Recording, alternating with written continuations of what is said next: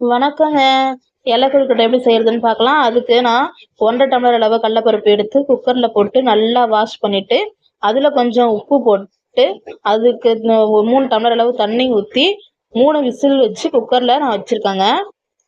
இப்போ அரிசி மாவு எந்த மாவாக இருந்தாலும் அப்புறம் நான் கடையில் இருந்த மாவாக இருந்தாலும் பரவாயில்ல, வீட்டில் அரைச்ச மாவாக இருந்தாலும் பரவாயில்ல, ஒரு கப்பு எடுத்து அதில் கொஞ்சம் கொஞ்சமாக தண்ணி ஊற்றி நல்லா சப்பாத்தி மாவு மதத்துக்கு நல்லா நாம் பிசைஞ்சு எடுத்துக்கலாம்.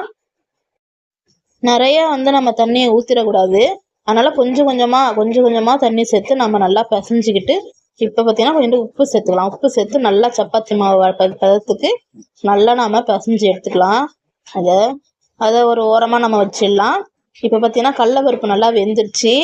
இதை நம்ம தண்ணியெல்லாம் எல்லாத்தையும் நல்லா வடிகட்டிட்டு ஒரு மத்து வச்சு இல்லைன்னா ஒரு கரண்டி வச்சு நல்லா மசிச்சு விட்டுக்கலாம். அதை நம்ம இப்போ தேங்காய் திருவி வச்சுருக்கேன், அரை மூடி தேங்காய் திருவி வச்சுருக்கேன். அதை நம்ம இந்த மசிச்சு வச்ச கடலப்பருப்பு கூட சேர்த்துக்கலாம்.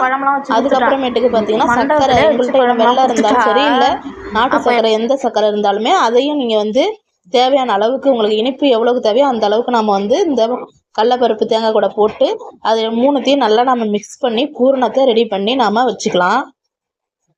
இப்போ நம்ம பிசைஞ்சு வச்ச மாவுலேருந்து உருண்டை ஒரு சப்பாத்தி போடுற அளவுக்கு உருண்டையாக மாவு எடுத்து அதை நம்ம பூவரசம் இலை இருக்குது பார்த்தீங்களா, அந்த பூவரசம் இலையில வச்சு அது நல்லா நாம் அந்த இலை ஷேப்புக்கு அப்படியே பரப்பி விடலாம். மெல்லிசாக வைக்கணும். ரொம்ப மொத்தமாக அதிகமாக மாவுலாம் வச்சுட்டா சாப்பிட நல்லா இருக்காது.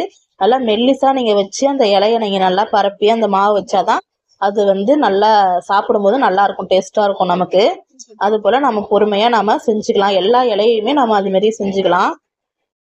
பூவரசம் இலை கிடைக்காதவங்க வாழை இலையை கூட வாங்கி அதுலேயும் நம்ம செவ்வக வடிவமாக ரெக்டாங்கிள் ஷேப்பில் கட் பண்ணிட்டு அதில் நாம் இதேமாரி இந்த மாவை பரப்பி வச்சுக்கலாம்.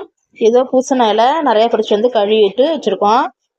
இப்போ அந்த மாவை பரப்பி வச்சோம்ல, அதில் சென்டரில் ஒரு ஸ்பூன் அளவுக்கு அந்த கடலப்பருப்பு நம்ம தேங்காயெல்லாம் போட்டு வச்சுருக்கோம் பார்த்தீங்களா, அதை எடுத்து நம்ம அது நடுவில் வச்சுட்டு ஒரு ஸ்பூன் அளவுக்கு நமக்கு நிறையா வைக்கக்கூடாது. நிறையா வச்சோம்னா அது பிதுங்கிக்கிட்டு வெளியில் வந்துடும். அது உள்ளேயே இருக்கிற அளவுக்கு நம்ம வச்சு இந்தமாரி மடித்து நம்ம ஓரமாக எல்லாத்தையும் வச்சிடணும். அதுக்கப்புறம் ஒரு இட்லி பாத்திரம் எடுத்து தண்ணி ஊற்றி இட்லி அவிக்கிறதுக்கு எப்படி தண்ணி ஊற்றி நம்ம வைப்போமோ அதுமாரி துணி போடாத இதேமாரி வச்சு நம்ம செஞ்சு வச்சுருந்த அந்த இலையில செஞ்சு வச்சுருந்த இந்த கொழுக்கட்டைலாம் எல்லாத்தையுமே எடுத்து இட்லி பாத்திரத்தில் வச்சு ஒரு 15 நிமிஷம் நம்ம நல்லா அதை வேக வைக்கலாம். நீங்கள் குக்கரில் கூட அடியில் கொஞ்சமாக தண்ணி ஊற்றி அதில் உள்ள ஸ்டாண்டு வச்சு அது மேலே சின்னதாக ஒரு தட்டு வச்சு அதில் அந்த கொழுக்கட்டை எல்லாத்தையும் அடுக்கி வச்சு நீங்கள் குக்கர்லேயும் வச்சு நீங்கள் வேக வைக்கலாம். இட்லி பாத்திரத்துலேயும் நம்ம 2துலேயுமே நம்ம அதேமாரி நம்ம செஞ்சுக்கலாம்.